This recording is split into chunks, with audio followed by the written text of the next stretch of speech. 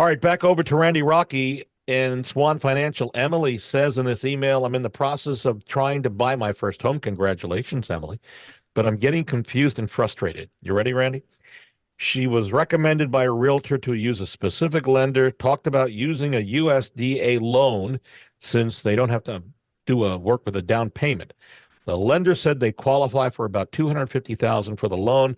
She submitted all the paperwork, documentation. My lender asked me for a few weeks, and then he says the ratios look good, but we may need to save more for closing costs.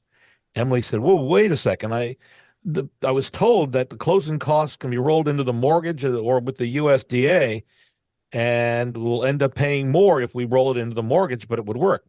But I won't need the cash up front."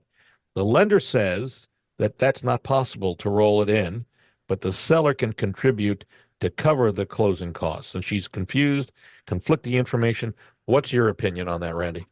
That is correct. On USDA, you would need, if you do not want to bring any money to the closing table, you would need somewhere around 3% from the seller. So on a $250,000 deal, you would need somewhere in the range of $7,500 from the seller to help pay for closing costs and setting up escrow. If not, then then whatever the amount that she doesn't get to help with the closing costs, you would have to bring to the closing table.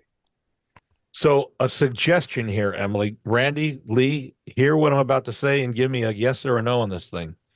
You mentioned you would pay the closing cost by rolling it into the mortgage, and the lender is not going to let that happen. But you have your agent contact the seller's agent. The seller's agent talks to the seller, and basically they say, okay, let's say the price of the house is $200,000. Now what you do is you say, look, can we raise the price to $206,000? I'll use that. $206,000. Yes, that would be what it'd be. Yes. You raise it to $206,000 and then pay $6,000 of my closing costs. Right. Right. And what I do, Bob, is I call the agent and go, hey, look, they're just trying to cover their closing costs in this scenario, so they don't have to bring it to the closing table. I call the listing agent, and usually that works.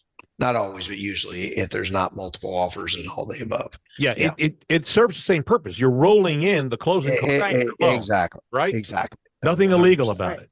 Right. No, nothing at all. No, as long as the contract and the HUD statement show what the actual monies that were exchanged, there's no problem with that.